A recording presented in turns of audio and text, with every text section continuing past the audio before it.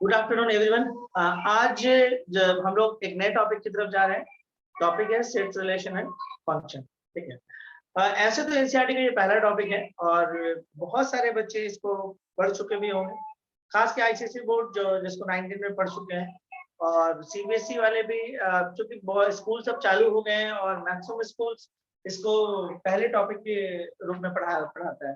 कितने ऐसे बच्चे हैं जो इस टॉपिक को के बारे में जानते हैं 10th से या 11th में पढ़े हुए हैं?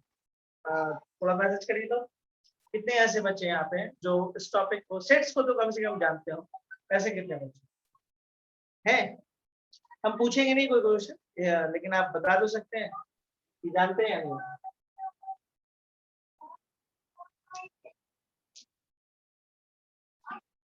रोहन, ऐसा तो हो नहीं सकता। हाँ हाँ सर, जानते हैं, पहले पढ़े।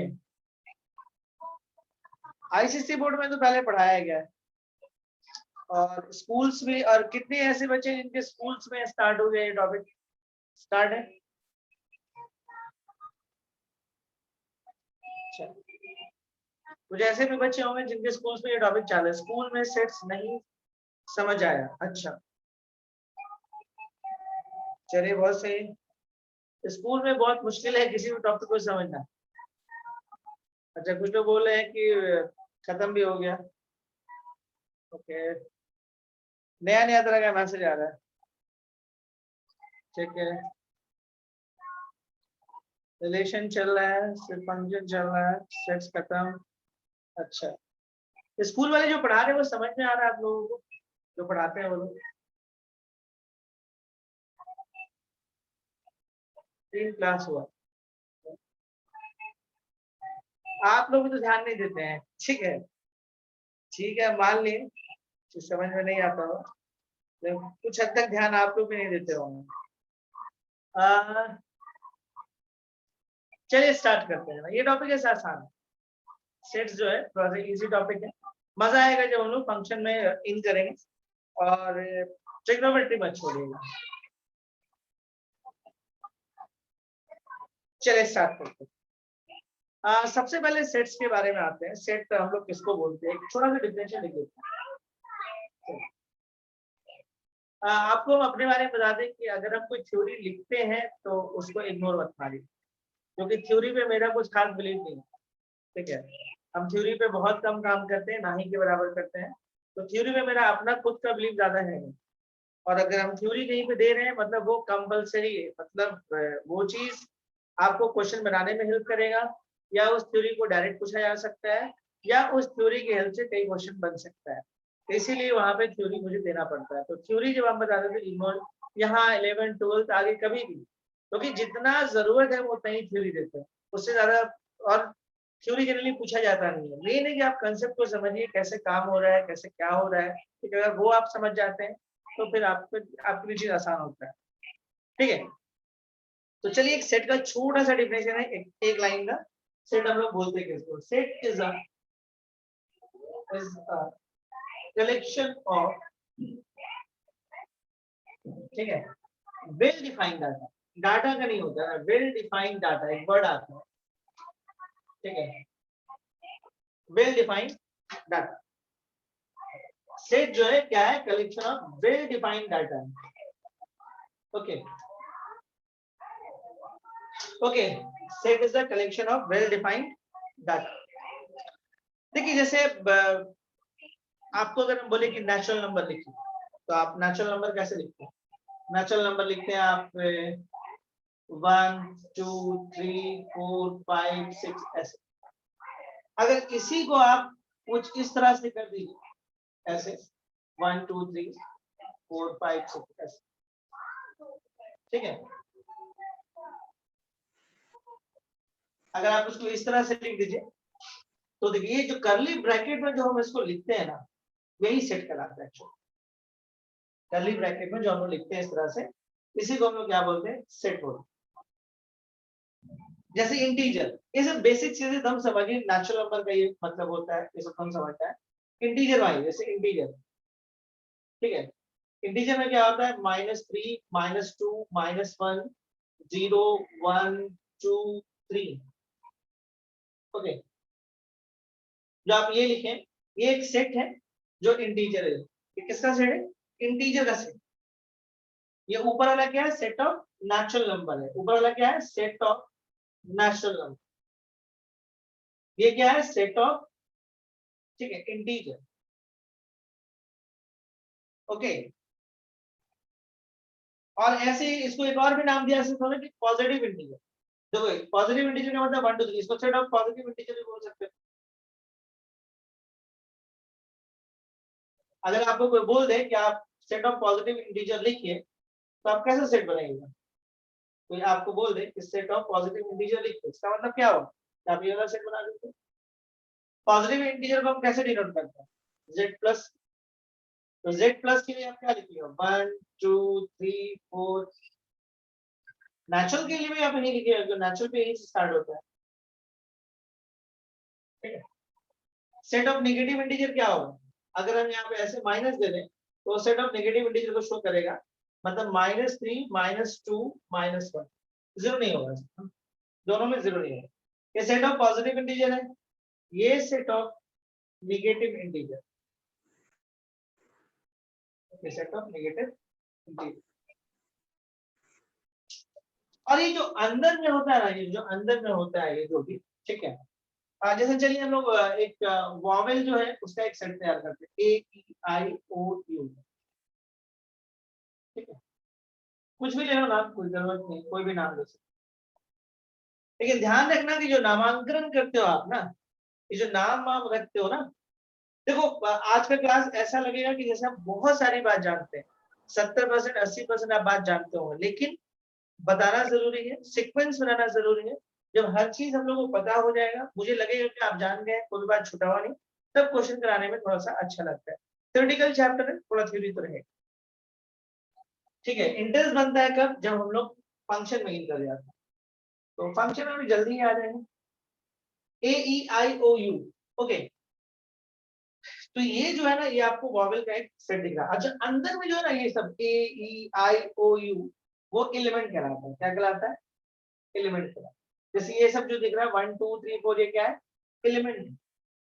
ये जो अंदर में दिखता है, जो अंदर में जो रहता है, इस कर्ली ब्रैकेट के अंदर जो रहता है, उसको हम लोग एलिमेंट बोलते हैं। ओके, और सेट को डिनोट हम लोग कैसे करते हैं? जब ये एलिमेंट किसी कर्ली ब्रैकेट में आ जाता है तो ये सेट कहलाता है। अच्छा, सेट में एक और खास बात क्या है? सेट को जो हम लोग शो करते हैं, वो आपको कैपिटल लेटर से शो करते हैं। यहाँ पे जो भी लिखता है, कभी भी आप नहीं लिखिएगा कि स्मॉल लेटर से आपको लिखा जाएगा, ऐसा नहीं होगा। कि जब भी लिखा है कैपिटल लेटर से इसको डिनोट किया जाता है। अच्छा, इसमें सीक्वेंस मैटर नहीं करता, जैसे 1 2 3, ये एक सेट हम लिख, ओके, और हम एक सेट लिख दिए 3 2 1, दोनों सेम। सीक्वेंस इसमें कोई मैटर नहीं करता, ऑर्डर कोई मैटर नहीं करता कि कौन किसके बाद आया। ठीक है, 1 2 3 या 3 2 1।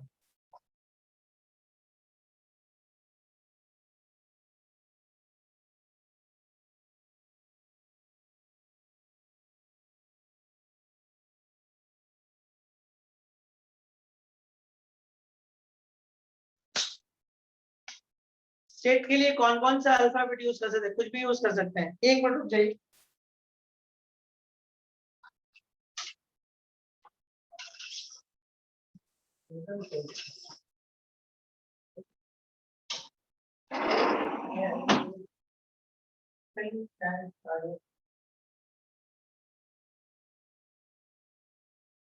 चलिए, लाइट आ गया। चलिए ठीक है, मुझे तो लगा कि क्लास गया। अच्छा, हाँ, थोड़ा एडजस्ट कर ले रहे हैं। चलिए ठीक है।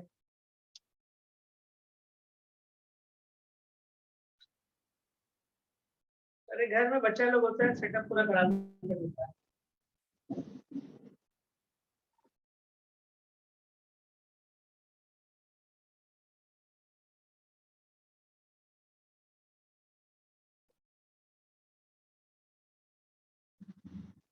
ओ,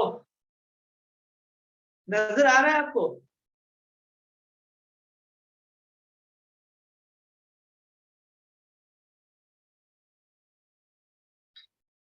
लाइट आ रही है, जा रही है? हाँ सर।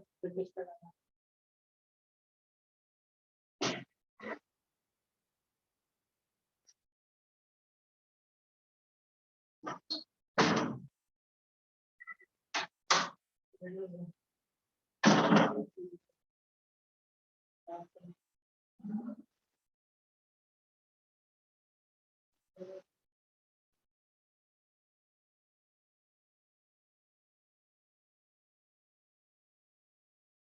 है क्या? थोड़ा बहुत तो शाइन भी कर रहा है।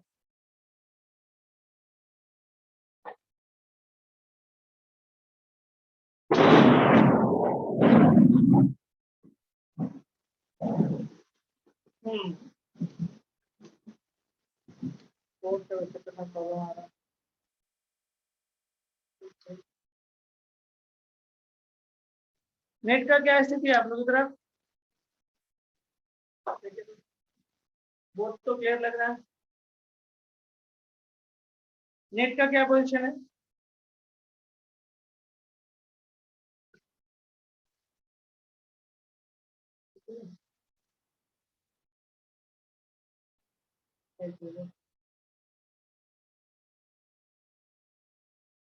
चलिए देखते हैं हम लोग। एक्चुअली एक्चुअली मुझे यहाँ नहीं दिख रहा सामने में, प्रॉब्लम ये ज्यादा हो रहा है। देखिए सेट ऑफ नेगेटिव इंटीजर इसको हम बोलते हैं, यहाँ पे हम बोलते हैं कि जो अंदर का होता है ना उसको हम लोग क्या बोलते हैं, एलिमेंट बोलते हैं। अब जैसे यहाँ पे एक हम लोग सेट लिए और इसको 1 2 3 लिखे और एक और सेट लिए इसको 3 2 1 लिखे, वो सारे सेम। अब बोलेगा कि यहाँ पे बनता है 2 बात है 3 है 3 है 2 है 1 है, ऐसा कोई बात नहीं। ठीक है, ये दोनों का दोनों आपका सेम।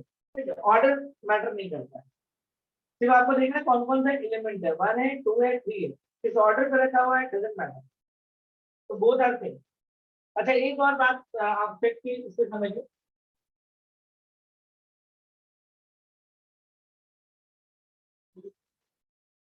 ओके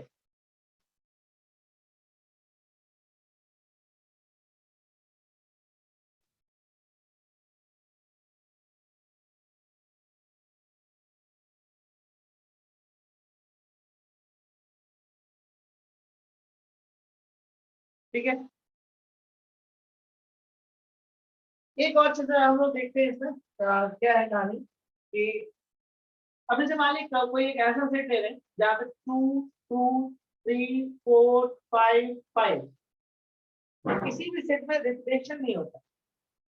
कोई भी जो सेट होता है तो नजर आ रहा है आप लोगों को, वो बहुत ज्यादा ये हो रहा है। ठीक है,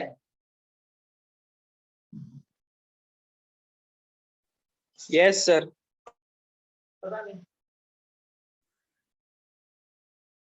देखिए रिपीटेशन दिख रहा है, रिपीटेशन दिख रहा है, रुक रुक रहा है ना। हाँ वो मुझे यहीं पे प्रॉब्लम हो रहा है, यहाँ से नेट का इशू आ रहा है। 2 3 4 5, इसका पहला वीडियो देने आपको एक वीडियो है देने, दिक्कत हो रहा है क्लास देने में, मुझे खुद नहीं दिख रहा है सामने में, प्रॉब्लम ये ज्यादा हो रहा है। सिर्फ एक वीडियो देंगे आज वाला, देख लो उसको, लेकिन लेकिन लेकिन एक शर्त पे रहेंगे, अगला क्लास देख कर आओगे तो उसके बेस पर बात करेंगे। अब मालूम पड़ा तुम देखे ही नहीं और आगे बैठ गए, तो उससे क्या दिक्कत होगा कि नेक्स्ट क्लास समझ में नहीं आएगा, तो वो एक इशू आ जाएगा। उसको बोला नहीं सर ठीक है, नहीं एक ही वीडियो नहीं है, वीडियो तो बहुत सारा है, लेकिन हम आपको सिर्फ एक ही देंगे, सिर्फ पहला देंगे, तो आज वाला क्लास जो हम पढ़ाने जा रहे थे, आज जो पढ़ाने जा रहे हैं बस वो वाला। आज नहीं सक्षम, अब रोज बारिश होता है, लेकिन लाइट रहे तो कोई दिक्कत नहीं है, लाइट का प्रॉब्लम मुझे दिक्कत हो रहा है पढ़ाने में, प्रॉब्लम ये चलिए देखते हैं, जब तक पढ़ा सकते हैं। ओके, यहाँ पे देखिए रिपीटेशन का कोई मतलब नहीं है, रिपीटेशन जो यहाँ पे दिख रहा है 2 2 5 5, इसका कोई मतलब नहीं है, कोई भी नंबर आपका रिपीट नहीं होना चाहिए, और तो इसलिए हम लोग इसको, ये आपका गलत है, इसको फिर हम ठीक करें। कई बार लगता है ऐसा, अरे इसका मतलब क्या होता है, इसका हम आपको रियल नंबर में मतलब समझाते हैं। जैसे कहीं पे लिखा हुआ है, एक अच्छा चीज सीख लीजिए, ऐसे हम ये एक बार बता चुके हैं पहले से, लेकिन मुझे लगता है सेट पढ़ाने में बता देना चाहिए, खास के इसका यूज फंक्शन में ज्यादा पड़ेगा। जैसे मान लीजिए आप लोग ब्रैकेट का मतलब समझाते हैं, 3 तरह का ब्रैकेट देखते हैं, एक ब्रैकेट है ये, इसको लोग बोलते हैं क्लोज ब्रैकेट, ठीक है, क्लोज ब्रैकेट। इसको हम लोग बोलते हैं ओपन ब्रैकेट, और इसको ये क्लोज हो गया, ये ओपन हो गया, ओके। और ये तो आप जानते हो कर्ली ब्रैकेट। मतलब क्या होता है, मान लीजिए क्लोज ब्रैकेट में जो नंबर होता है, मान लीजिए ऐसा 1 से 5 ऐसा लिखा हुआ, ये मतलब समझना बहुत जरूरी है, बहुत काम का चीज है, आपको सेट्स पढ़ने में और बाकी चीज में बहुत काम आता है। अब ये करना क्या है, इसमें ये बात समझिए आप, ओके। अब जैसे 1 से 5, तो इसका ये मतलब हुआ कि आप ये नंबर लाएंगे। देखो सबसे पहले आप ये चीज समझो, नेचुरल नंबर, नेचुरल नंबर किसको बोलते हैं हम लोग, 1 2 3 4। इंटीजर किसको बोलते हैं, -3 -2 -1 0 1 2 3। रेशनल, क्यू जो डिनोट करता है वो रेशनल नंबर को डिनोट करता है। रेशनल नंबर किसको बोलते हैं, p by q फॉर्म, जब q is not equal to 0 and p and q are integer। p by q form होना चाहिए जब q is not equal to 0 and p and q are integer। देखिए जब आप सेट्स पढ़ते हैं, function पढ़ते हैं और ये सब का अगर आपको आइडिया नहीं है तो आप बहुत जगह पे फंस जाएंगे, ठीक है। p and q are integer, like जैसे 2, ये इंटीजर तो है, साथ में रेशनल नंबर भी है। 5/7, देखिए p by q फॉर्म होना चाहिए जहां पे q 0 नहीं होना चाहिए, 0 भी एक रेशनल नंबर है, क्यों, 0/1। देखिए p by q का फॉर्म है यहाँ पे, और क्या बोले q 0 नहीं होना चाहिए, तो डिनोमिनेटर तो 0 है नहीं। ऐसे में बचपन से मना किया गया कि डिनोमिनेटर 0 नहीं होना चाहिए, ठीक है। 2/5 -3/2, ये सब क्या है आपका रेशनल नंबर, क्या है बाबू, रेशनल नंबर। किसके आता है आपको, इरेशनल नंबर, इरेशनल। मतलब बेसिक्स आना चाहिए, बहुत डेप्थ में नंबर में नहीं जाना है। अगर कोई आपको सेट्स में क्वेश्चन किस टाइप का आता है, पढ़ाने दीजिए ना 1-2 दिन, पता चल जाएगा ना, 1-2 दिन रुक जाइए, तब फर्स्ट डे से ही आप पूछिएगा कैसा क्वेश्चन, थोड़ा क्रिटिकल है नहीं चलेगा, तब तक आपके पास ट्रिको है काम करने के लिए, बहुत काम करेगी ट्रिको में। अब देखिए यहाँ पे क्या है, जैसे ये आपका होगा नेचुरल, आपके दिमाग में क्लोज बैठना चाहिए, अच्छा मतलब ये हुआ, इंटीजर का मतलब ये हुआ, ठीक है, रेशनल का मतलब ये हुआ, रफ एक आइडिया होना चाहिए, बहुत डेप्थ नॉलेज की जरूरत नहीं है। p by q form where q is not equal to 0 and p and q are, ये और क्या होना चाहिए, इंटीजर होना चाहिए। तो इसमें ये सब आपको क्या रेशनल नंबर, इरेशनल नंबर में क्या होता है ना कि परफेक्ट स्क्वायर नहीं होती, एग्जांपल समझ लेते हैं, √2 √3/7 2/√5, ये सब इरेशनल है, क्यों, क्योंकि ये सब रूट से बाहर नहीं निकल सकते, ये सब नंबर बाहर नहीं निकल सकता, ठीक है। -√3, ठीक है, रूट के अंदर में माइनस नहीं होना चाहिए, ये इमेजिनरी होता है, याद रखिए। रूट के बाहर अगर कोई माइनस है तो वो रियल नंबर, मतलब अगर बोला जाए तो इरेशनल नंबर। देखिए ये सब में अगर कंफ्यूजन है ना तो आप मैथ्स नहीं पढ़ सकते, क्योंकि हम लोग को क्या पता है कि आप समझ नहीं पा रहे हैं जवाब, और हम बोलते जा रहे हैं तो वो एक दिक्कत करेगा। नेचुरल समझ में आया, नेचुरल का मतलब एक का गैप होना चाहिए, इंटीजर में भी सेम चीज है, बट यही चीज नेगेटिव में भी कंटिन्यू हो जाता है। रेशनल में क्या होता है, फ्रैक्शन में मिलेगा और नॉन फ्रैक्शन में मिल सकता है, ठीक है, नेगेटिव में मिल सकता है, पॉजिटिव में मिल सकता है, मतलब जितना भी इंटीजर है सब मिल सकता है, और साथ में फ्रैक्शन टाइप में मिल सकता है। इरेशनल में क्या है कि रूट के फॉर्म में मिलने लगेगा, माइनस में भी हो सकता है, -√5 इस तरह, ये इरेशनल नंबर है। अब आते हैं इसके बाद, हम लोग मेन नंबर आपको इतने ही समझ आए, नेचुरल समझना है, इंटीजर समझना है, रेशनल समझना है, इरेशनल समझना है, यही 4 नहीं समझना है, जनरली इन्हीं 4 का यूज होता है। अब ये चारों मिलता है ना तो फिर एक नंबर बनता है, और उस नंबर को हम रियल नंबर बोलते हैं। रियल नंबर उस नंबर को बोलते हैं जो हम लोग 9th क्लास तक पढ़ चुके हैं। हम लोग 9th में क्या पढ़े, ये हम सब पढ़े, ये सारा नंबर रियल नंबर। देखो ये आपका क्या है, रियल नंबर भी है, और ये क्या है, इरेशनल भी है, दोनों। ये क्या है, ये रेशनल है, साथ में रियल भी। रियल का मतलब सिंपल से डिफरेंस, जो अब तक आप नंबर पढ़े हैं 10 क्लास तक, जितना भी नंबर स्टडी किए वो सारा का सारा अजीब अजीब टाइप का नंबर है, जैसे आप ऐसे आइए, ये सब रियल नंबर, 2 + √5 ये सब रियल नंबर, ठीक है। तो जिस नंबर को नंबर लाइन पे दिखा सकते हैं वो नंबर रियल नंबर कहलाता है। तो हम ये समझ सकते हैं कि नंबर आपको क्लियर हो गया होगा। और नंबर को हम थोड़ा सा स्पीड में बताए हैं, इसलिए कि पहले भी हम बता चुके हैं और दूसरा बात भी लोग जानते हैं। तो नेचुरल मतलब ये, इंटीजर मतलब ये, रेशनल पी बाई क्यू जहाँ पे क्यू जीरो नहीं, और इस तरह का इरेशनल को समझने की रूप से बाहर नहीं निकलेगा, और इस तरह का कोई कॉम्बिनेशन आता है तो इरेशनल हो जाता है। रियल नंबर, ये सारा जो नंबर है वो सब रियल नंबर, ये सारे नंबर रियल नंबर है, ये सारे नंबर रियल नंबर है, ये सारे नंबर रियल नंबर है, ये सारे नंबर रियल नंबर, मतलब रियल नंबर में सब आता। तो उम्मीद करते हैं ये बात आप समझ गए। तो हम लोग यहाँ पे बात कर रहे थे ब्रैकेट के बारे में। ब्रैकेट के पहले की बात होना बहुत जरूरी था।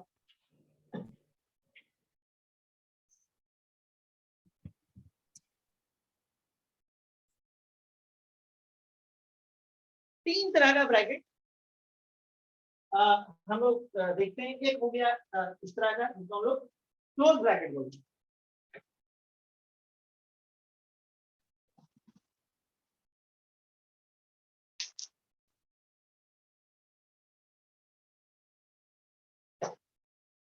ओके, एक इस तरह का ब्रैकेट है जिसको हम लोग क्लोज ब्रैकेट बोलते हैं, एक इस तरह का ब्रैकेट है जिसको ओपन ब्रैकेट बोलते हैं, और इस तरह का ब्रैकेट को हम लोग कर्ली ब्रैकेट बोलते हैं। ये तीन तरह का ब्रैकेट।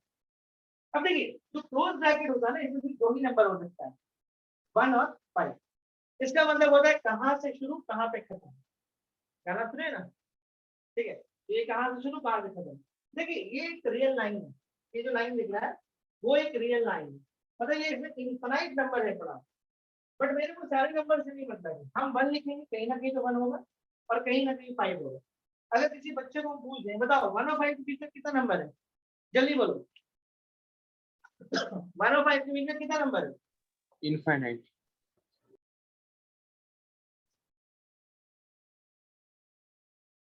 इनफाइनाइट। बहुत सही। मुझे डर था कि वो 3 ना बोल दे, लेकिन इनफाइनाइट नंबर है। मतलब हम लोग को मालूम है कि दो नंबर के बीच में, दो छोटे नंबर के बीच में इनफाइनाइट नंबर है। अगर हम आपसे ये बोल दें 0.2 और 0.3 के बीच में कितना नंबर है, तो ऑफ कोर्स इनफाइनाइट। तो देखिए क्लोज ब्रैकेट का मतलब क्या होता है? क्लोज ब्रैकेट का मतलब, क्लोज ब्रैकेट में इस तरह से कोई नंबर दिया हुआ है तो इसका मतलब है वो 1 से 5 है, तो इसका मतलब है कि आप 1 को ले लो, जैसे गोल करके रखना मतलब लेना हुआ, और उसको 5 तक लेके जाओ। इसका मतलब हुआ कि आप 1 ले लिए, 5 से ले लिए, और इसके बीच में जो इनफाइनाइट नंबर है वो आप लिए। इसका मतलब यही है।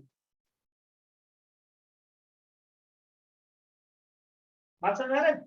ये क्लोज ब्रैकेट का मतलब हुआ। क्लोज ब्रैकेट का मतलब यही हुआ कि आप 1 तो लिए, 5 लिए, उसके बीच में जितना भी नंबर है वो सारा। अब देखिए हम ओपन में आते हैं। ओपन का मतलब क्या होता है?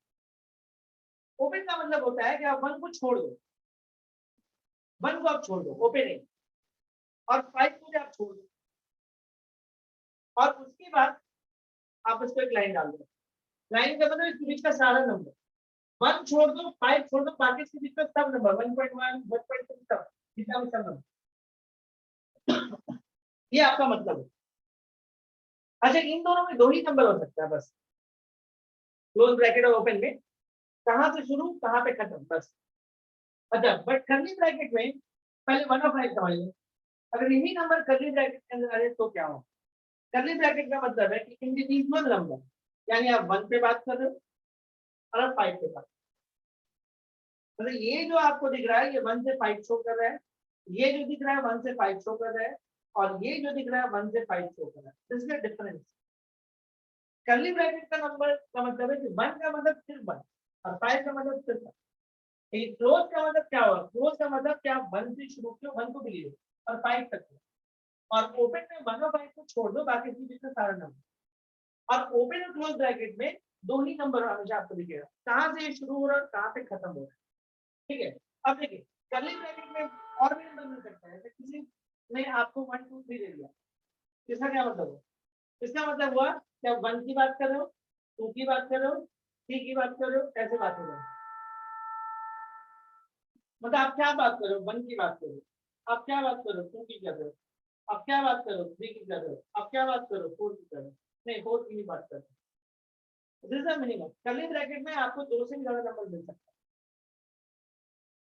ये एक स्पेशल सेट को भी शो करने लगता है। अच्छा, एक और बात, हम लोग जितना भी सेट लेते हैं ज्यादातर नंबर्स दे रहे हैं, और दिमाग में ये बात नहीं बैठाना है कि सेट जो होता है वो आपको कलेक्शन जो हम लोग करते हैं, सेट क्या आता है, कलेक्शन ऑफ डाटा एक तरह, सेट एक कलेक्शन ऑफ डाटा एक तरह से। तो आपको बिल्कुल नहीं समझना है कि सिर्फ नंबर का ही कलेक्शन क्या आ सकता है।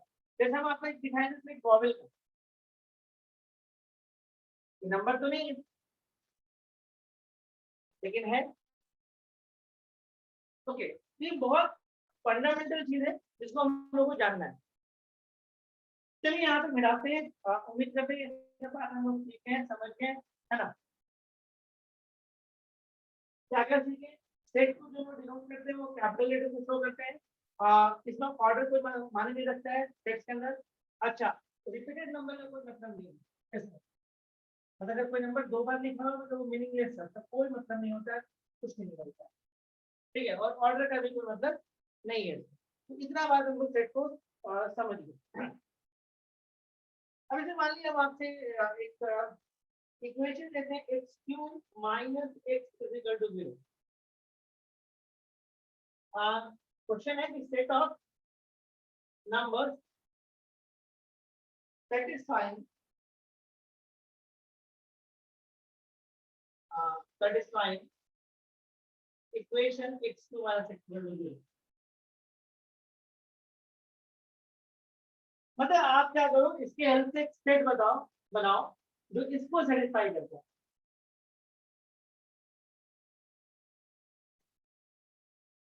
ठीक है। आप बहुत सिंपल है, क्या करोगे आप, x cube minus x equal to 0, x को कॉमन निकाल लो, x square minus 1 is equal to 0, तो x minus 1 and x plus 1 is equal to 0। तो एक्स का तीन वैल्यू आ रहा है, 0 1 और माइनस, तो इसका आंसर क्या हो जाएगा, -1 0 और 1। तो यही बोला है कि इस इक्वेशन को जो सेटिस्फाई करना है उसके हेल्प से आप एक सेट बनाओ। तो हम लोग को मालूम पड़ा कि 0 1 और -1 सेटिस्फाई करना है, तो उसके हेल्प से एक सेट हम तैयार कर देंगे। बस क्वेश्चन यही है। ओके, चलिए हम लोग सेट जो होता है ना, हम लोग को जो सेट का स्टडी करना है वो दो टाइप का सेट, ठीक है। एक है आपका रोस्टर फॉर्म और एक है सेट बिल्डर फॉर्म, ठीक है। There are two types of set जो स्टडी करना है, दो तरीके का सेट होगा, एक होगा आपका रोस्टर फॉर्म और एक होगा सेट बिल्डर फॉर्म। अब सवाल ये होता है कि रोस्टर फॉर्म क्या है, ये जो फॉर्म देखो जो नंबर ऊपर में पड़ा रहता है, ये आपका रोस्टर फॉर्म, ठीक है। चलिए हम थोड़ा सा लिख देते हैं रोस्टर फॉर्म के बारे में, एक लाइन लिख देते हैं। सेट हम लोग क्या पढ़ने जा रहे हैं, हम लोग पढ़ने जा रहे हैं representation of set, representation of set, set in the form of set, in the form of its element is called roster form। Differentiation को ध्यान दीजिए,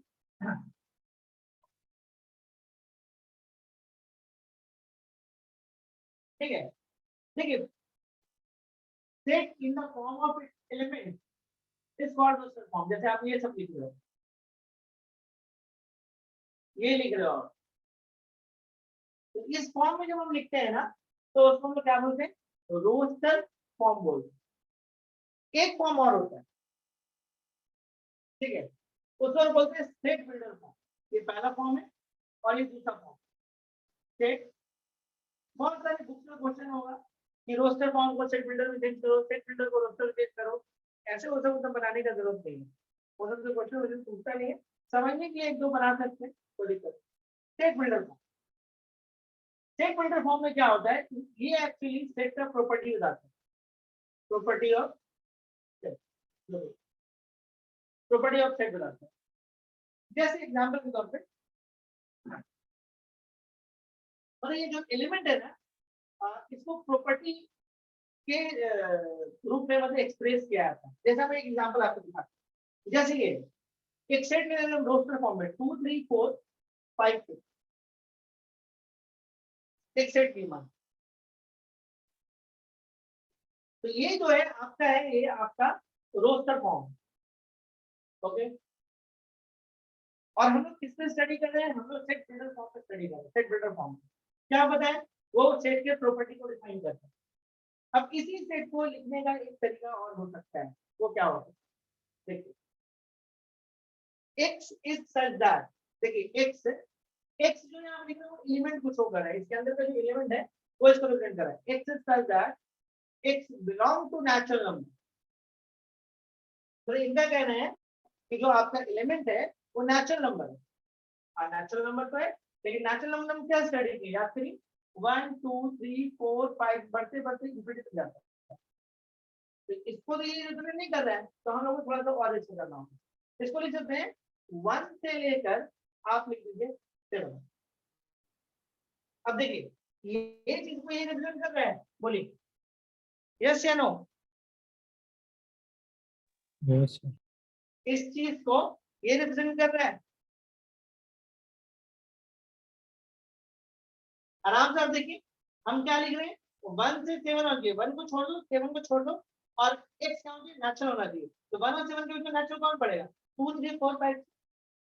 अब इसी को वही ऐसे भी लिख सकता था, x is such that x belongs to natural and इसको लिख देगा 2 से 6, ये भी चलेगा। मतलब सेट बिल्डर फॉर्म कई तरह से लिखा जा सकता है। एक सेट एक रोस्टर फॉर्म का सेट बिल्डर कई तरीके से लिखा जा सकता है। कोई ऐसे भी लिखता है x is such that x belong to natural and इधर से 2 ले लो और इधर से 7 ले लो। वो इसको ऐसे भी लिखता है x is such that x belong to natural और इधर से ले लो आप क्या ले लो 1 ले लो और इधर से लाके 6 पे ये कर दो। देखो इसको जब भी खोलोगे एक खुल के आएगा, इसको भी खोलो एक खुल के आएगा, इसको भी खोलो एक खुल के आएगा, और इसको भी खोलोगे, इसका भी मतलब यही होगा।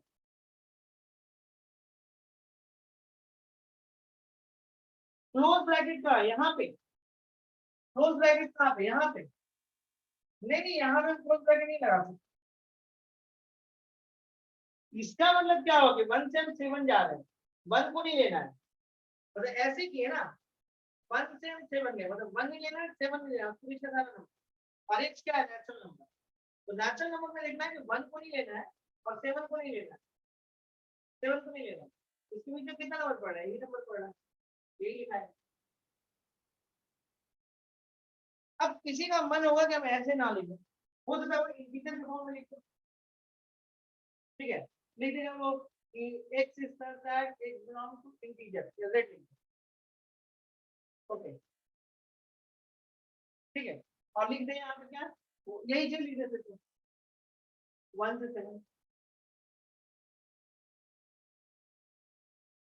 इसको और लैंग्वेज में लिख सकता है कि x is such that x belongs to integer, ठीक है, and x is integer between 1 and 7। देखो एक रोस्टर फॉर्म को कई तरह से सेट बिल्डर में लिख सकते हैं और ये सब सही है अपने अपने जगह। अब आप ये पूछे एग्जाम में हम क्या लिखेंगे, दो मैंने लिखा सब चलता है। आपको ये कहीं पर नहीं बोला है कि नेचुरल के सेंस में लिखना है, कहीं पर नहीं बोला कि इंटीजर के सेंस में लिखना है, तो आप दोनों तरीके से लिख सकते हैं। तो इस पर हम लोग को ज्यादा ध्यान नहीं देना है, ठीक है, बस एक समझने के लिए कि हम रोस्टर फॉर्म को सेट बिल्डर में चेंज कर सकते हैं, सेट बिल्डर को रोस्टर में चेंज कर सकते हैं। शुरुआती एक्सरसाइज में आइएगा बहुत सारा क्वेश्चन आपको मिलेगा कि कन्वर्ट करिए सेट बिल्डर को रोस्टर में या रोस्टर को सेट बिल्डर में। 2 4 5 क्वेश्चन बना सकते हैं, बहुत है, पूछता नहीं है, बस आप मतलब समझ के रखिए कि इसका क्या मतलब है, ठीक है। कभी आ भी गया अगर स्कूल में तो 1 मार्क्स से ऊपर आएगा, और वो भी बहुत फंडामेंटल होता है, तो कोई दिक्कत नहीं है, आप वहां भी दिमाग लगेगा तो वो क्वेश्चन बन जाएगा। चलिए आगे बढ़ो। अब देखिए अभी हम लोग क्या किए, हम लोग सेट के बारे में समझे कि वेल डिफाइंड डाटा का ये कलेक्शन होता है, ठीक है। और हम ये सीखे कि जो सेट होता है, सेट का जो रिप्रेजेंटेशन है 2 टाइप से कर सकते हैं, एक आपको रोस्टर फॉर्म है और दूसरा जो फॉर्म है वो सेट बिल्डर फॉर्म है। ये चीज हम लोग सीखे। अब हम थोड़ा सा टाइप्स ऑफ सेट सीखते हैं, कुछ सेट के अपने टाइप हैं, उसको थोड़ा सा हम लोग सीखने की कोशिश करते हैं, छोटा छोटा एक एक लाइन का है, बस जान लो। पहला जैसे ले लिए फाइनाइट सेट, ठीक है, बहुत सारा सेट ना नाम से क्लियर होता है। फाइनाइट नाम ही है फाइनाइट सेट, मतलब सेट के अंदर जो एलिमेंट होगा वो फाइनाइट हो। ठीक है, जैसे हम एक सेट लिख रहे हैं एग्जाम्पल के लिए, देखिए ये वोवेल को कलेक्शन की, तो ये फाइनाइट है क्योंकि आपको पता है कि ये 5 की होती है। ठीक है, तो ये फाइनाइट सेट है एग्जाम्पल। उसी तरीके से आप ले सकते हैं एक इनफाइनाइट सेट। ठीक है, अगर इसमें हम नेचुरल नंबर को दिखाएं आपके लिए, देखिए तो ये आपके इनफाइनाइट सेट को शो करेगा। क्यों? क्योंकि नेचुरल नंबर तो स्टार्ट तो 1 से होता है लेकिन एंड उसका पता नहीं कहाँ पर जाए। 1 2 3 4 5 6 7 8 9 बढ़ते जाएगा जब तक आप बोलते जाएंगे अप टू इन्फिनिटी। तो इन्फिनिटी तो कोई खास नंबर है नहीं कि हाँ आप बता दें कि इन्फिनिटी तक जाएगा। इन्फिनिटी का मतलब कहाँ? अगर कोई आपसे पूछे कि आप कितने दिन जिंदा रहेंगे तो कोई जानता नहीं है। ठीक है, तो मतलब वही चीज हो जाता है कि जो चीज फाइनाइट है वो ठीक है, और जो इनफाइनाइट है वो हम बता नहीं सकते, जिसको हम बता नहीं सकते वो इनफाइनाइट। सिंपल सा। तो अब नेचुरल नंबर के लिए अगर हम लिख दिए यहाँ पर, ठीक है, तो ये आपका इनफाइनाइट है, इसका एंड हम लोग को पता नहीं कहाँ पे जाते हैं। आप बस हल्का सा बेसिक से जाना नल से, ये वर्ड बहुत इस्तेमाल होता है पूरे इसमें, नल से, या आप आइए कीमती से। ओके, ठीक है, नल सेट को जो हम डिनोट करते हैं 2 तरीके से करते हैं। जैसे एक कर्ली ब्रैकेट ले लो और अंदर कुछ ब्रैकेट कर लो, ये नल सेट फिर रिप्रेजेंट करने का तरीका। लेकिन जनरली देखिएगा नल सेट जो रिप्रेजेंट किया जाता है वो ऐसे किया है, ये तरीके से। तो ये दोनों रिप्रेजेंटेशन है, ज्यादातर चलन में यही रहता है, लेकिन ये भी चलता है, लिखने वाले लोग इसको भी लिखते हैं। तो ये दोनों आपको, अच्छा कुछ लोग क्या लिखते हैं ना कि आपको कर्ली ब्रैकेट में 5 लिख देता है, तो ये आपका नल सेट नहीं है, ध्यान रखिए। ये जो है आपका नल सेट नहीं है, मतलब कर्ली ब्रैकेट के अंदर आप कुछ लिख दिए तो वो मतलब काउंट हो गया, मतलब यहाँ पे एक एलिमेंट है जो कि 5। तो this is not a null set, ये नल सेट नहीं है, ये गलती मत कर दीजिए। नल सेट आपका ये जबरदस्त गलती होता है नल सेट को लेकर। ठीक है, कर्ली ब्रैकेट में लोग 5 लिख देते हैं। ओके, अब इसे हम कुछ एग्जांपल दिखाते हैं आपको, जैसे कि हम सेट बिल्डर में दिखाते हैं। आप नल सेट तो ऐसा समझ गए इसको। अब जैसे मान लिया हम एक ले लेते हैं, एक सेट लेते हैं, एक से सर दैट, अच्छा सर दैट को हम ऐसे भी लिख सकते हैं, ऐसे ब्रैकेट भी दिया जाता है and x square plus 1 is equal to 0 और x बिलोंग टू 0। ठीक है, देखिए ये नल सेट है, तो मतलब a इज इक्वल टू 5 हो जाएगा। अब बोलेगा वो कैसे?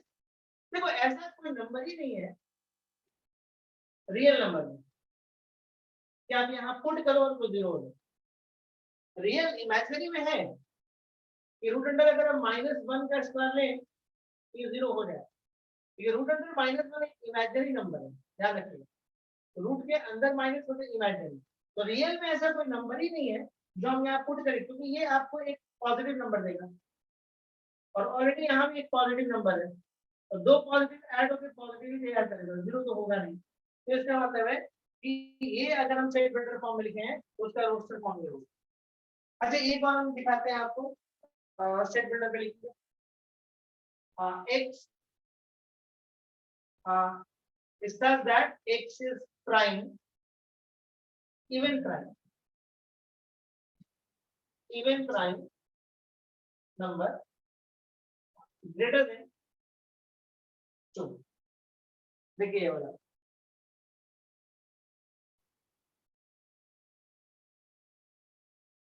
ओके यहाँ पे देखिए x is even prime number greater than 2। तो ये प्राइम नंबर किसको बोलते हैं? प्राइम नंबर वैसा नंबर जो या तो 1 से कटे या खुद से कटे, तो मतलब जैसे 2। ठीक है, 1 प्राइम नंबर नहीं होता है, ये आपका प्राइम नंबर नहीं है, याद रखिए, one is not a prime number. तो 2 प्राइम है, 3 प्राइम है, 5 प्राइम है, ऐसे बढ़ता है वो नंबर जो 1 से कट जाए और खुद से कटे, तो ये अकेला आपको इवन प्राइम है। हम क्या लिखें, एक ऐसा सेट तैयार करो x is even prime, x is even prime number greater than 2, ऐसा prime number, even prime number जो 2 से बड़ा हो। तो 2 से बड़ा में तो कोई इवन प्राइम मिलेगा नहीं, प्राइम मिलेगा नहीं, इवन प्राइम नहीं मिलेगा। तो इसका मतलब है कि इसका मतलब ये हो गया आपको 5। यहां तक क्लियर है? हाँ या ना?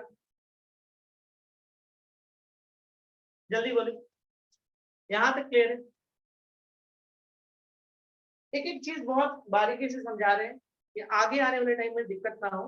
पेशेंस बना के रखिएगा, हड़बड़ाइएगा नहीं, कह रहे हम तो पढ़े हुए हैं, ठीक है। क्योंकि अच्छे क्वेश्चन के लिए हर चीज जानना जरूरी है। कल आप देखिए ट्रिग्नोमेट्री में भी हम लोग बहुत पेशेंस रख के काम किए, बहुत कुछ सीखे। अब हम लोग क्वेश्चन को बना तो लेते हैं, और अगर आप थोड़ा सा तैयारी ठीक से करिएगा तो अच्छे लेवल का भी क्वेश्चन हम लोग आसानी से बना लेते हैं। ठीक है, इसके बाद हम लोग अभी क्या सीखें? फाइनाइट सेट सीखें, इनफाइनाइट सेट सीखें, नल सेट सीखें। अब हम आपको एक और सिखाते हैं।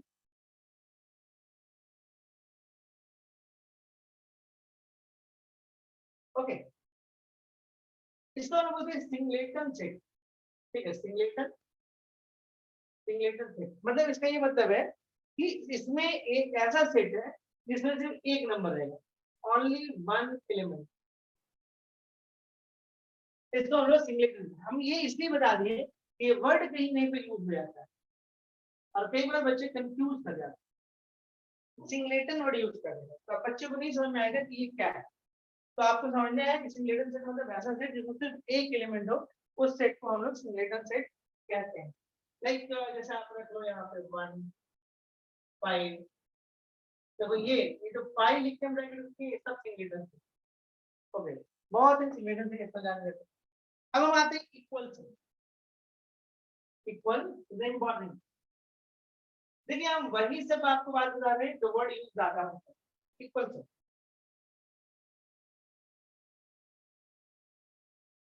मान ली एक सेट ए है और एक सेट बी है, तो ये इसके इक्वल होगा।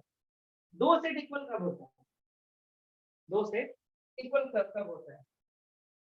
एक लाइन लिखते हैं, आप बताइएगा, सही लिखें। All the element, all the elements,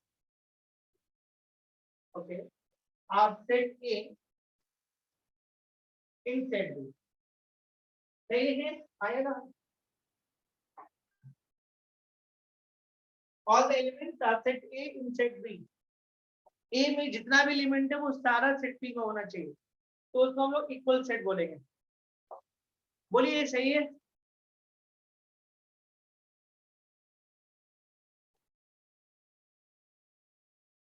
yes या नो? आप लोग हैं क्या, हम अकेले बोल रहे हैं? अच्छा है, यस। कुछ लोगों का मैसेज आने लगा है, यस।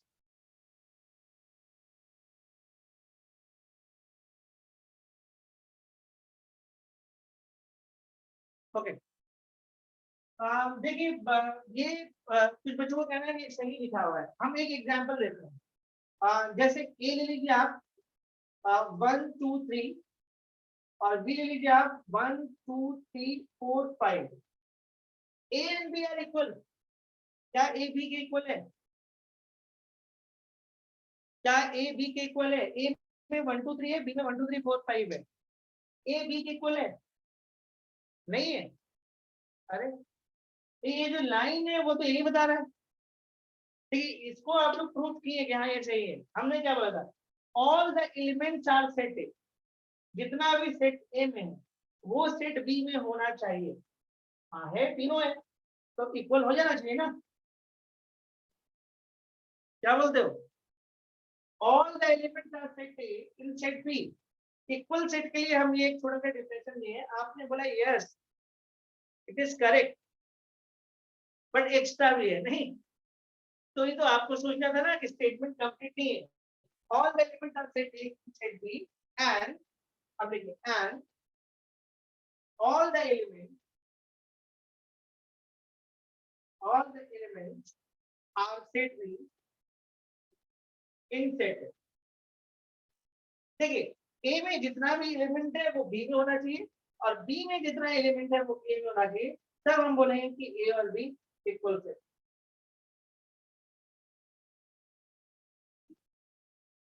ठीक है,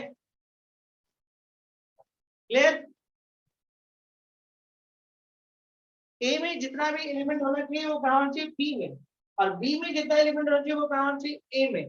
तो हम लोग क्या बोलेंगे कि A and B are equal set. जैसे लिखते हैं, जैसे एक सेट लिख दे रहे हैं आपके लिए 2 3 4 5 6 और 7। और देखिए बी के बारे में हम लिख रहे हैं, बी के बारे में लिख रहे हैं कि x is such that x belong to, लिखने का तरीका कितनी, एक्स इज सच दैट, क्या बोला था, x is such that x belong to natural, and यहाँ पे 2 से आप ले लो 8। देखो ए को हम ऐसे लिखे और बी को हम ऐसे लिखे, एक को हम रोस्टर फॉर्म में लिखे, एक को सेट बिल्डर फॉर्म में लिखे। सेट बिल्डर को अगर तुम खोलोगे 2 से 8 का मतलब यही वाला होगा, इसका मतलब सही है ए बी के बराबर होगा। अगर इससे सेट बिल्डर को अगर रोस्टर में तुम कन्वर्ट करोगे, आपको नेचुरल होना चाहिए और 2 से 8 होना चाहिए, 2 को लेना है, तो यहाँ पे साफ पता चला कि 2 को लेना है, तो 2 से स्टार्ट हो रहा है और 8 तक, 8 को नहीं लेना है, तो 2 से 8 के बीच में जो नेचुरल नंबर पड़ेगा इंक्लूडिंग 2, तो यही पड़ेगा। तो ए और बी क्या है, इक्वल है। हम क्या है इससे लिखा है, all the elements are set in set B and all the elements are set B in set A. हम सिर्फ एक स्टेटमेंट पे नहीं आ सकते, वो गलत हो जाएगा। अगर सिर्फ कोई बच्चा ऊपर का स्टेटमेंट पकड़ा तो वो अधूरा हो जाएगा कि ए का सारा एलिमेंट बी में होना चाहिए। उससे क्या होगा कि सारे एलिमेंट को दिखा देंगे, बी में कुछ एक्स्ट्रा हो जाएगा, तो उसका क्या, तो उस केस में इक्वल नहीं होगा, तो फिर अगला एक लाइन और जोड़ना पड़ेगा, and all the elements are set in set, तभी हम बोलेंगे वो आपका इक्वल एलिमेंट।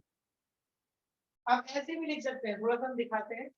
ये जो एलिमेंट होता है ना, ये जो एलिमेंट होता है, समझिएगा, ये जो एलिमेंट होता है आपका, जैसे 1 2 3 या कुछ भी लिखते हो आप, ए बी सी कुछ भी लिखते हो, इसको जनरली वो एक्स से डिनोट करते हैं, एलिमेंट को एक्स से दिखाते हैं। तो हम यहाँ पे दिखा रहे हैं कि एक्स मतलब सबको रिप्रेजेंट कर रहा है, इसको भी कर रहा है, इसको भी कर रहा है, कोई हम स्पेशली नहीं ले, कोई पार्टिकुलर एलिमेंट तो नहीं ले रहा, हम वेरिएबल में लेंगे, तो वो इसको डिनोट करेगा, इसको भी करेगा, इसको भी करेगा। तो यहाँ पर एक चीज बात करें कि अगर कोई एलिमेंट वेरिएबल नहीं है, वेरिएबल का मतलब सबको डिनोट कर रहा है, एक्स बिलोंग टू अगर है, और ये आपका बी में भी हो जाए,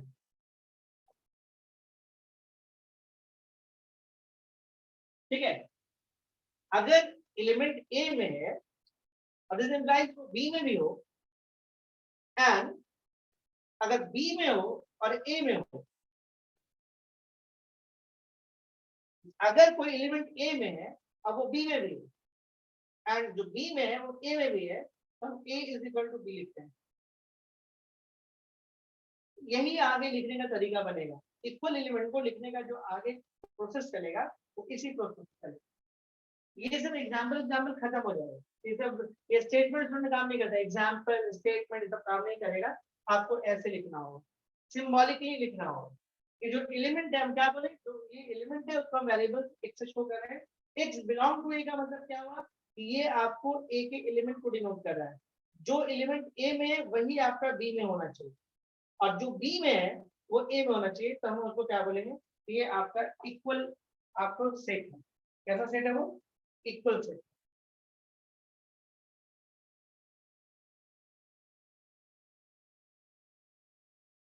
चलिए आगे बढ़ते हैं।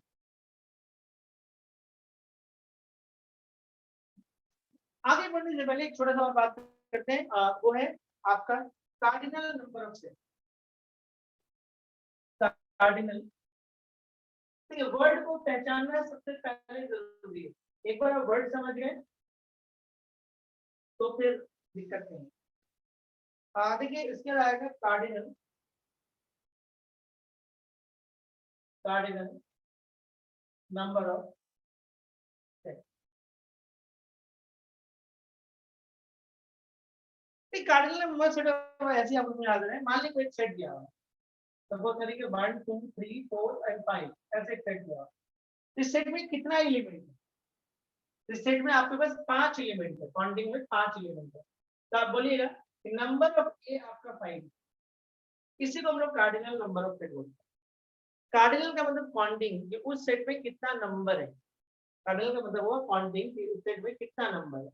जैसे अगर हम यहाँ पे बी ले लें और यहाँ दिखा दें ABC, तो नंबर ऑफ बी कितना आपके पास, तो ये जो आप सिंबॉलिकली इस तरह कैसे दिखा रहे ना, यही आपका कार्डिनल है, ठीक है, cardinal number of set.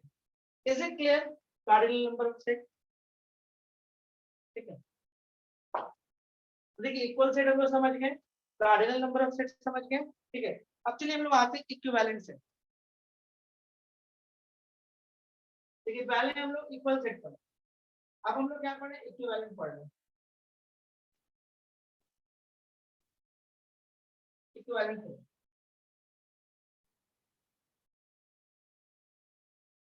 Okay, equivalent set क्या होगा, देखिएगा, if A and B are equivalent, then number of A is equal to number of B. A और B दो सेट को हम इक्विवेलेंट बोल सकते हैं कब, जब number of A is equal to number of B हो।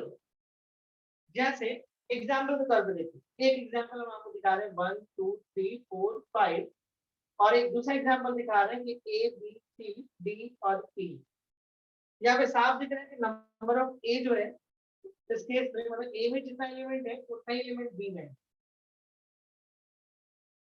तो हम लिखेंगे which is not equal, which is not equal, equal नहीं है, तो नहीं इक्वल है कि एलिमेंट अलग अलग है, but both are equivalent, but both are equivalent, लेकिन ये इक्विवेलेंट है। इक्विवेलेंट में बस आपको ये देखना होता है कि आपका दोनों सेट का नंबर बराबर है, अगर वो नंबर बराबर है तो हम लोग बोल सकते हैं कि ये आपका इक्विवेलेंट है। क्या है, क्लियर है? इक्वल सेट समझ में आया, इक्विवेलेंट सेट समझ में आया, set builder form, roster form, ठीक है। देखिए जितना जरूरत है उतना ही हम बता रहे हैं, बहुत ज्यादा रुक नहीं रहे किसी जगह में। आपको क्वेश्चंस वगैरह बनाना हो तो आप जा सकते हैं सेट्स के पहले एक्सरसाइज में, आगे सवाल या आरडी शर्मा में बहुत ज्यादा कुछ मिलेगा, आप तो सेल से बना सकते, पूछता भी नहीं वो सब क्वेश्चन एग्जाम से, बट आपको आइडिया होना चाहिए हर वर्ड का, आपको सही मीनिंग पता होना चाहिए। चलिए अब आगे बढ़ते हैं, इक्विवेलेंट सेट में हम लोग समझ गए। एक अगला जो टॉपिक है वो है set of sets. Set of sets, set of sets को समझने से पहले हम कुछ और बात समझते हैं। जैसे हम एक सेट लिख रहे हैं 1 2 3, ये एक सेट लिख, ओके। अच्छा एक सेट हम और लिखते हैं 1, अच्छा ये जो सेट हम लिखे 1 2 3 क्या है, 1 2 3 आपका एलिमेंट है किसका, एक। इसको ऐसे भी लिखते हैं 1 जो है एलिमेंट है एक, ये जो साइन है इसको हम लोग पढ़ते हैं बिलोंग टू या एलिमेंट टू, ऐसे पढ़ते हैं। तो 1 क्या है, 1 एलिमेंट है ए में, या 1 बिलोंग करता है ए, ऐसे पढ़ा जाता है, ठीक है। तो 1 क्या है, एलिमेंट। 2 क्या है, 2 बिलोंग कर रहा है ए, 3 क्या है, बिलोंग कर रहा है ए।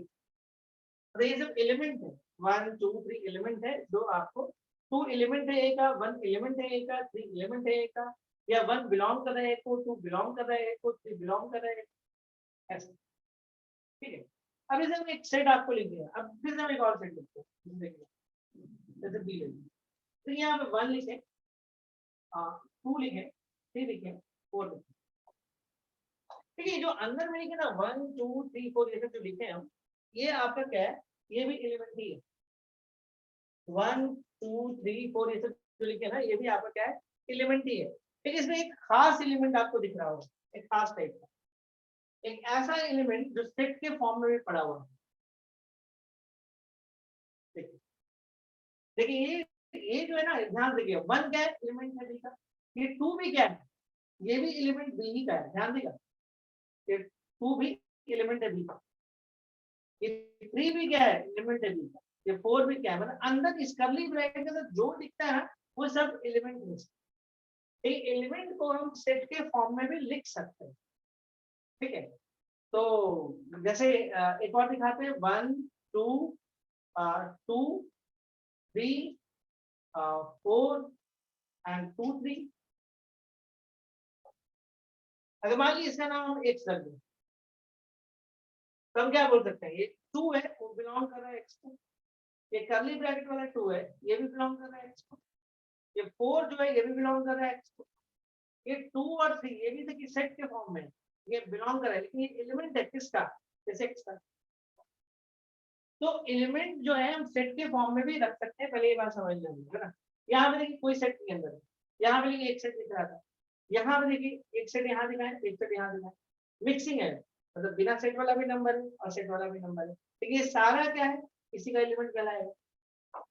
ठीक है, हमारा टॉपिक कुछ अलग है, हमारा टॉपिक है सेट ऑफ सेट। जो हम लोग पढ़ने जा रहे हैं वो है आपका सेट ऑफ सेट। देखिए सेट ऑफ सेट्स में क्या होता है कि जो सारा एलिमेंट है ना, जो सारा एलिमेंट जितना भी एलिमेंट है वो सब सेट के ही फॉर्म में होगा। जैसे ये लिखो, सेट ऑफ सेट्स में क्या होगा, जैसे ये लिखा है, एक कर्ली ब्रैकेट लिए 1 2 1 2 1 2 3, ये जो लिखे ना यही सेट ऑफ सेट है। तो जितना भी एलिमेंट है, जितना भी एलिमेंट है वो सबका सब सेट के फॉर्म में, तो उसी को हम लोग सेट ऑफ सेट बोलते हैं। कहीं सेट ऑफ सेट अगर कोई पूछे तो आप समझा सकते हैं इसका क्या मतलब। पहले तो हम दिखाएं आपको एक सिंपल सेट जिसमें कुछ सेट नहीं था, एक सेट लिए जिसमें अंदर में भी एक कर्ली ब्रैकेट टाइप एक सेट दिख रहा है, फिर एक और सेट लिए जहाँ पे दो दो दिख रहा है, तो हम एलिमेंट को इस फॉर्म में भी लिख सकते हैं।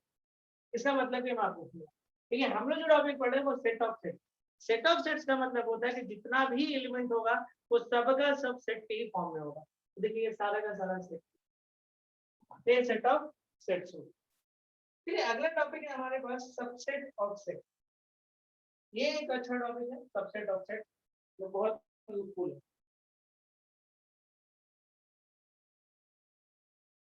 Okay, subset of set.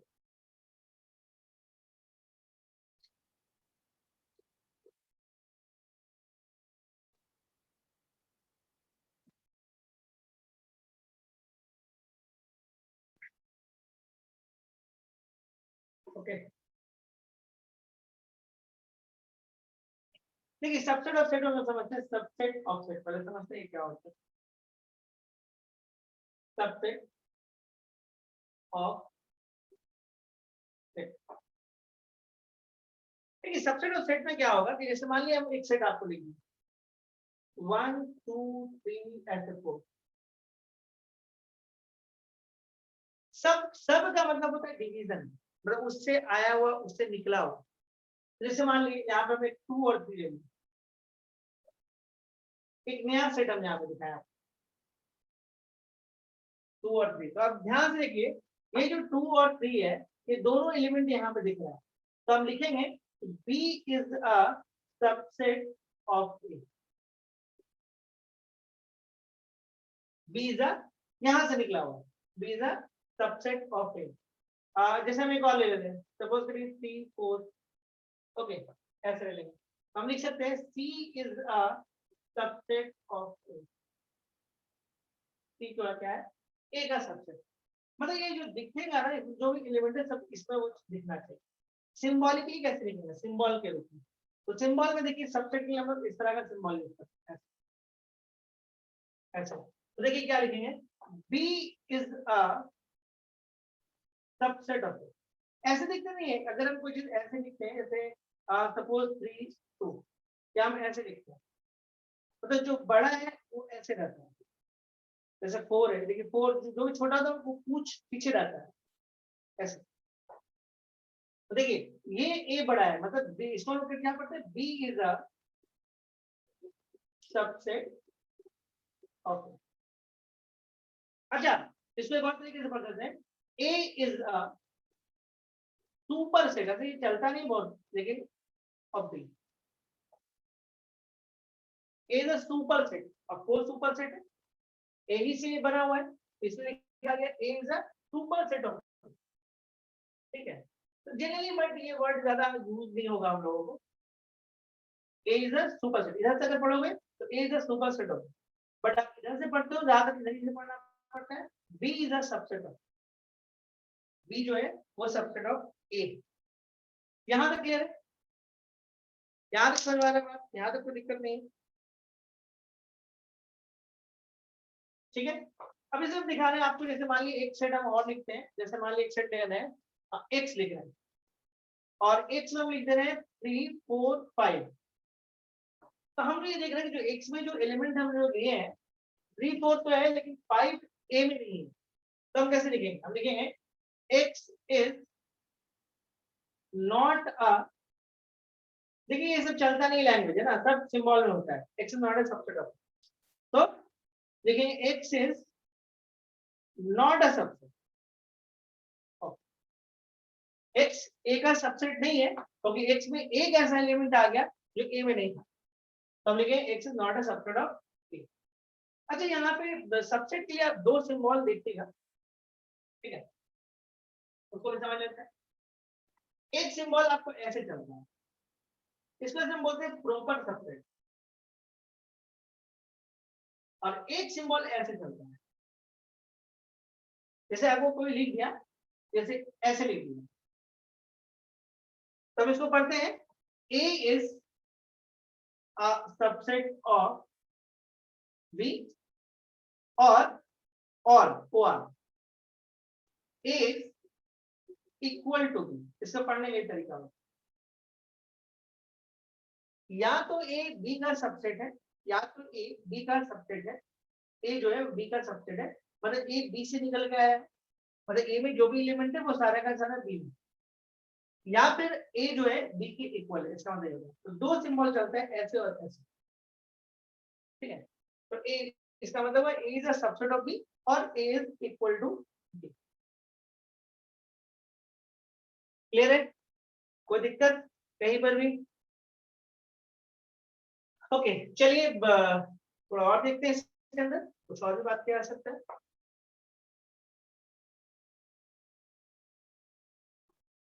अब देखिए इसी चीज को हम लोग ऐसे भी लिख सकते हैं, जो अभी हम पढ़ रहे हैं, इसको एक और तरीका भी लिखने का है।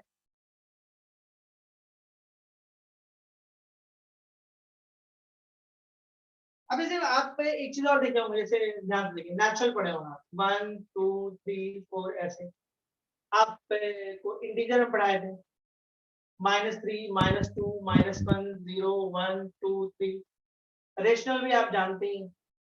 तो आप एक चीज नोटिस करें कि जितना भी नेचुरल में चीज है वो सारा का सारा इंटीजर में मौजूद है, तो natural is a subset of integer. अच्छा जितना भी इंटीजर में होगा वो सबका सब रेशनल में मिलेगा,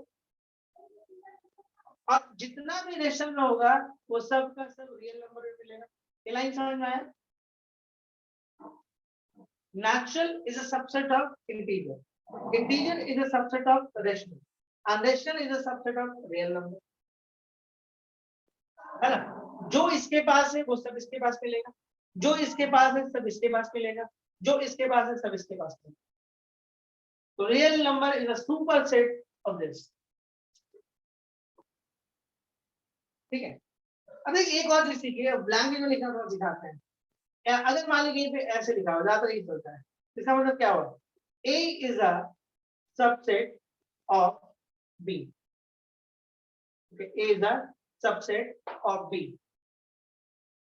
ऐसे बोल सकते हैं कि X अगर X belong A को करेगा, तो which implies that X B को belong करेगा। ये लाइन समझ में आया?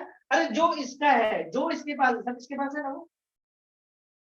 लेकिन reverse is not true, reverse is not true.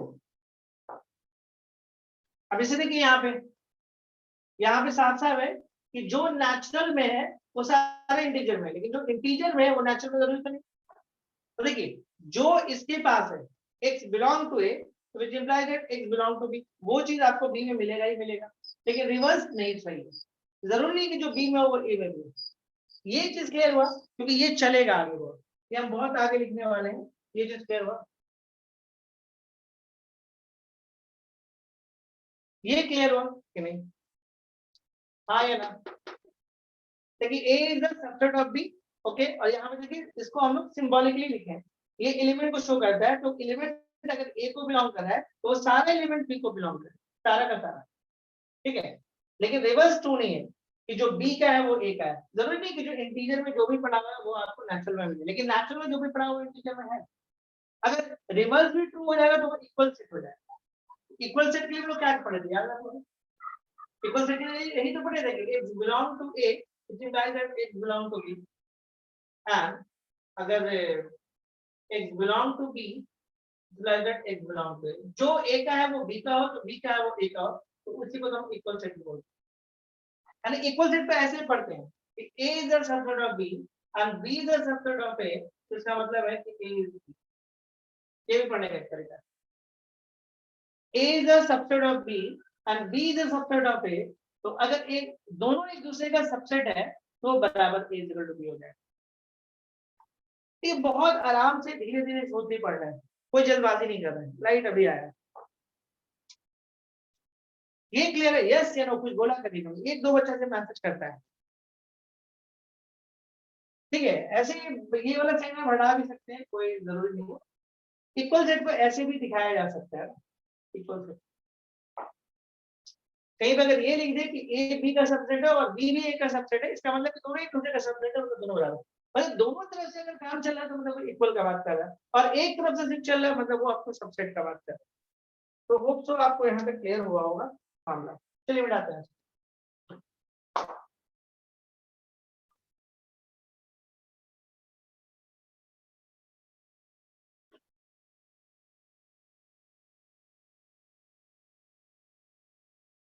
Okay, यहाँ तक क्लियर है। अब देखिए हम लोग जैसे जो सेट लिखते हैं, ध्यान से देखिएगा, जो सेट लिखते हैं हम लोग 1 2 3, तो हम लोग नंबर ऑफ सबसेट इसका पता कर सकते हैं कि कितना नंबर ऑफ सबसेट इसका होता है। चलिए थोड़ा छोटा हो लेते हैं, 1 2 ही लेते हैं, इसका नंबर ऑफ सबसेट पता कर सकते हैं। देखिए इससे कितना सबसेट हम बना सकते हैं। एक देखिए ये 1 ये सबसेट होगा, ओके। देखिए 2 भी इसका सबसेट होगा, वैसे तो लग रहा 2 ही है लेकिन नहीं। 5 जो है ना, 5 किसी का भी सबसेट है, 5 किसी का भी सबसेट, 3 हो गया। और एक सेट खुद का भी सबसेट होता है यार, तो इससे हम कितना सबसेट हम तैयार किए? 4। ओके, इससे हम लोग कितना सबसेट तैयार किए? 4 सबसेट तैयार किए, है ना। Okay, is it clear? अब इसे हम एक और दिखाते हैं। अगर मान ली ए लिखिए 1 2 3, इससे नंबर ऑफ सबसेट कितना तैयार कर सकते हैं? ध्यान दीजिएगा, 1 2 3 1 2, ओके 1 3। अब कोई बच्चा 2 1 लिख देगा तो वो गलत हो जाएगा। ओके 1 2 और 2 1 सेट के हिसाब से सेम, ऑर्डर का कोई मतलब नहीं होता। और ये हो जाएगा 2 3, तो 1 2 3 4 5 6 हो, फिर 1 2 3 और फिर एक 5, तो कितना हुआ? 1 2 3 4 5 6 7 8। तो इसके लिए एक फॉर्मूला होता है, number of subset is equal to the power of number of element. तो आप इससे पता कर सकते हैं कि कितना सबसेट बन सकता है। मतलब अगर आपको इसका सबसेट पता करना है कितना है ऊपर वाले का, अगर आपको इसका सबसेट पता करना है तो बहुत सिंपल है, two the power of number of element. Number of element कितना है? 1 और 2, 2 ही है, तो कितना आ जाए? 4। काउंटिंग करिए, 4 है। अगर यहाँ पे हमको पता करना था नंबर ऑफ सबसेट, तो two the power of number of element is the formula, and 2 number of element 3 है तो यानी कि 8। ओके, एक आएगा आपके पास पावर सेट, पावर सेट। अच्छा रुकिए एक और कर लेते हैं, 1 2 3 4, ये वाला कर। कितना होगा नंबर ऑफ सबसेट? देखा जाए, number of subset is equal to the power of number of element is the formula, और दिस इक्वल टू 4 है तो 16 16, खुद से लिख लीजिएगा 16 को, तो हम नहीं लिखने जा रहे हैं 16 टू, आप खुद से लिख लीजिएगा, आपको क्लियर हो जाएगा।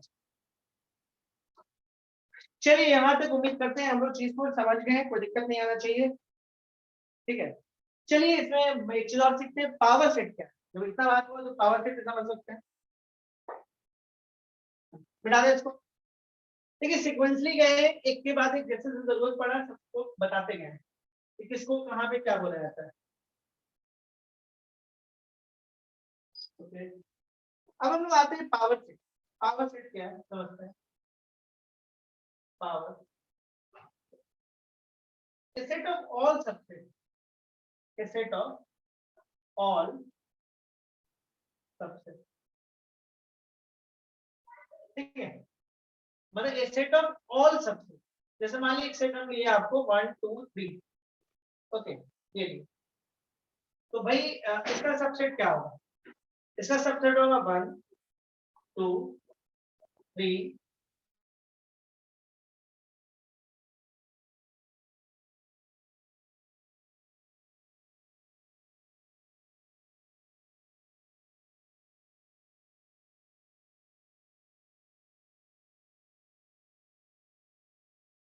सबसेट।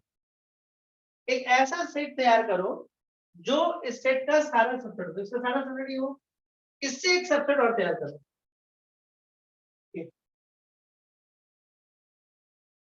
तो this is the power of it, तो ये इसका पावर है। मतलब पावर ऑफ सेट बहुत इजी है। पावर ऑफ सेट कुछ नहीं होता है, एक सेट है उसका सारा सबसेट बना दो और उसको सेट के अंदर डाल दो, ठीक है। एक सेट है उसका सारा सबसेट बना दो, जितना सबसेट होता है जितना आपको सबसेट है, ठीक है, और उसको क्या करो एक कर्ली ब्रैकेट के अंदर डाल दो, तो वो क्या होगा, पावर ऑफ ए दिखाएगा, पावर ऑफ सेट बता दे। क्लियर है, कोई डाउट, समझने को लेके कोई परेशानी कुछ भी अभी तक, इजी है। ओके चलिए हम आपको कुछ छोटा छोटा क्वेश्चन देते हैं, कुछ 7 8, आपको सिर्फ बताना है कि इसमें क्या गलत स्टेटमेंट, कौन सही है कौन गलत है, जितना होता है। ओके एक सेट हम आपके लिए पहले लिखते हैं। Okay a is equal to 1 2 3 4 और 5।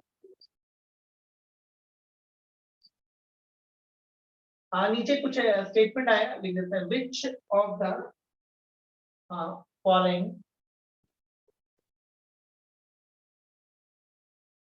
which of the following statements are, ये छोड़िए ना, आप सिर्फ करेक्ट और इनकरेक्ट रहिए, इतना लंबा थोड़ा लिखने का जरूरत है। देखिए आपको एक सेट हम दे दिए है ना, एक सेट हम आपको दे दिए और कुछ चीज यहाँ पे लिख रहे हैं, आपको ये बताना है कि ट्रू है या फॉल्स। आप स्टार्ट करते हैं, सोचना है का काम आप चालू कर लीजिए।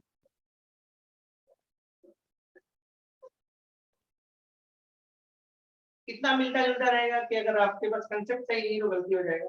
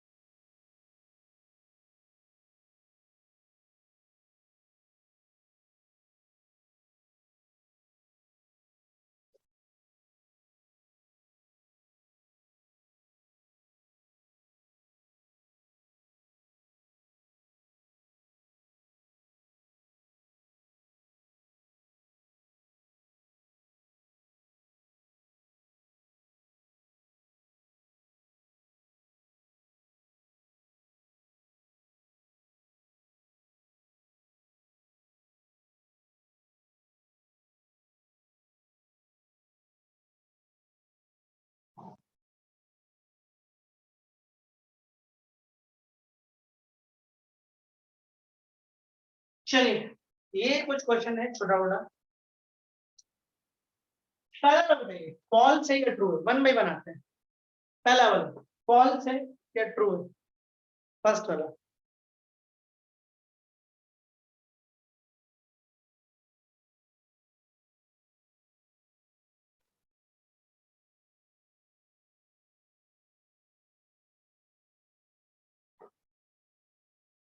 हाँ बोलिए। पहला वाला ट्रू है, एक का कहना है कि पहला वाला जो है वो ट्रू है, पहला वाला। एक बच्चा और बोला कि ट्रू है, देखते हैं। चलिए हम देख लेते हैं ना। हम आपके लिए सेट फिर से लिखते हैं, बोर्ड पे ध्यान दीजिएगा। हम सेट फिर से लिखते हैं आपके लिए यहाँ पे 1 2 3 4 5। अच्छा ये बताइए कि 1 सबसेट है ए का कि 1 एलिमेंट है ए का, ये बताइए कौन करेक्ट है। अगर इसको हम ए नाम दे दें और इसको बी नाम दे दें तो आपके हिसाब से ए करेक्ट है कि बी करेक्ट है, पहले ये बताओ। इस पर आओ पहले। 1 एलिमेंट है ए का कि 1 सबसेट है ए का कि 1 एलिमेंट है, बी करेक्ट। आप बोले बी करेक्ट, चलो मतलब ये 1 एलिमेंट है। एक चीज नोटिस करो कि ये जो 3 4 है कर्ली ब्रैकेट में, कुछ कि ये 3 4 1 ही के जैसा है ना जी, ये भी तो एलिमेंट होगा ना ये का। अरे कर्ली में लिखा हुआ है लेकिन है तो एलिमेंट ही ना ये का। ये 1 सबसेट कैसे होगा? अरे 1 के आगे जब कर्ली लगाएंगे तब ये सबसेट रहेगा। एलिमेंट के आगे जब कर्ली लगाते हैं तब वो आपका, तब ये सेट तैयार हुआ। अरे ये सेट जैसा लग कहाँ रहा है, पहले ये तो देखो, ये सबसेट है सिंबल और ये एक नंबर है। कम से कम ऐसा तो दिखना चाहिए था कि ये तो, इसमें तो गलती होना ही नहीं चाहिए था क्योंकि ये सेट के फॉर्म में तो है ही नहीं, दिख ही नहीं रहा है, तो किसी का सबसेट कैसे हो जाएगा? यहाँ तो बिल्कुल गलती नहीं होना चाहिए। ऐसे मैक्सिमम लोग ने आंसर दे ही दिया है। तो 1 एलिमेंट है, 2 देखो 2 क्या है, 2 एलिमेंट है, कर्ली ब्रैकेट 2 क्या है, सबसेट है। अगर एलिमेंट के आगे हम कर्ली लगा दें तो उस सेट का सबसेट हो जाता है। ओके, तो देखिए यहाँ पे देखिए 1 क्या लिखा है यहाँ पे, 1 सबसेट है का, 1 का यहाँ ना सबसेट नहीं, फॉल्स। 1 एलिमेंट है एक, 1 एलिमेंट है एक, ट्रू है। अब आइए ऊपर 3 4, देखिए एलिमेंट है ना बउआ, 3 4 एलिमेंट है, देखिए इन्हीं के जैसा है ना, एक ही मैदान में सब खेल रहा है। 1 भी है 2 भी है, कर्ली ब्रैकेट में 3 4 कि बाहर नहीं निकल सकता, जब भी जाएगा जोड़े में जाएगा खेलने। तो ये एलिमेंट हुआ ना, ये जो 3 4 है वो तो एलिमेंट है एक, ये ट्रू है। बात समझिए, ये क्या है आपका ट्रू है, ये आपका ट्रू है, ये आपका फॉल्स है, ये फॉल्स है। हाँ, इस एलिमेंट के आगे अगर एक कर्ली लगा देते हैं तो वो सबसेट होता है, ये ट्रू है। देखिए एलिमेंट कौन था, 3 4, इसके आगे एक और आप कर्ली लगा दिए, मतलब इस एलिमेंट को आप कर्ली से लगा दिए, जैसे 1 था एलिमेंट उसको कर्ली लगा दिया, सेट बन गया। ये 3 4 एक एलिमेंट था, एलिमेंट इस पर ऐसा था और उसके आगे आप एक कर्ली लगा दिए तो ये आप सेट बन गया। तो ये सेट किसका है, यहां से बना है, तो ए का सबसेट होगा। ये क्लियर है, शुरू का 5 क्वेश्चन। छठा बताइए,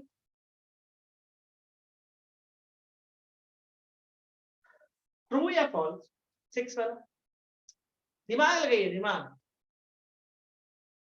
देखिए अगर इसका आंसर आप नहीं कर रहे तो पीछे का कंसेप्ट क्लियर नहीं इसका मतलब। बिल्कुल, देखिए ये 1 है, ये 2 है, ये 5 है, ये 3 एलिमेंट को हम क्या किए, इन 3 एलिमेंट को हम एक सेट तैयार किए। अब वो ये सबसेट है किसका, ए, बिल्कुल ट्रू है। अच्छा क्या ये एलिमेंट है, नहीं, क्या है कि जो एलिमेंट का मतलब होता है ना, एलिमेंट का मतलब होता है ये बिल्कुल अंदर ढूंढे तो ऐसा ही दिखे, तो जब इसको अंदर ढूंढने जाते हैं तो अलग अलग छिपाया हुआ है, तो एलिमेंट कैसे, एलिमेंट तो हो ही नहीं सकते, फॉल्स। ये बताइए ट्रू या फॉल्स,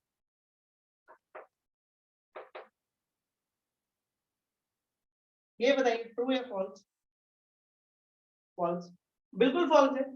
तो ये निकल ही नहीं सकता बाहर। 1 है 2, कौन सा 1 है 2 है 3 है, ओके 1 2 और 3 इसके अंदर है, इससे तो बाहर निकल नहीं सकता है। तो सबसेट तो कोई सवाल ही नहीं, क्योंकि ये 3 अपना देगा ही नहीं इसको। ये दो तो ठीक था, बट ये वाला गड़बड़ है, ये फॉल्स हो गया। पाई क्या होता है, पाई किसी भी सेट का सबसेट होता है, ये तो ट्रू है। हाँ, ये क्या लिख रहा है कि curly bracket 5 is a subset of it, ना ना ये वाला सबसेट है, ये नहीं है, ये फॉल्स।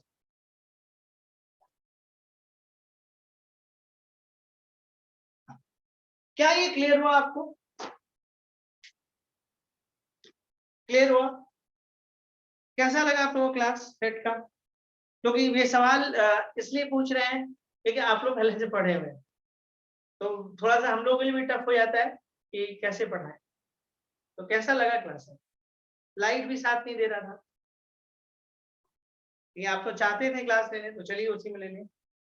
हाँ, अभी तो इजी था, ऑफ कोर्स इजी था, लेकिन वही बेसिक्स बात को हम लोग सीखे, समझे, एक जगह पे सब जमा किए, और एक आध क्लास में थोड़ा सा थ्योरी चलेगा, और नेक्स्ट टाइम के बाद फिर हम लोग अच्छे क्वेश्चंस में फिर आना चालू हो जाए। चलिए ठीक है, क्लास में यहीं तक रखते हैं। होप सो क्लास ठीक लगा होगा आपको, और ट्रिग्नोमेट्री बनाइए, बहुत जरूरी है।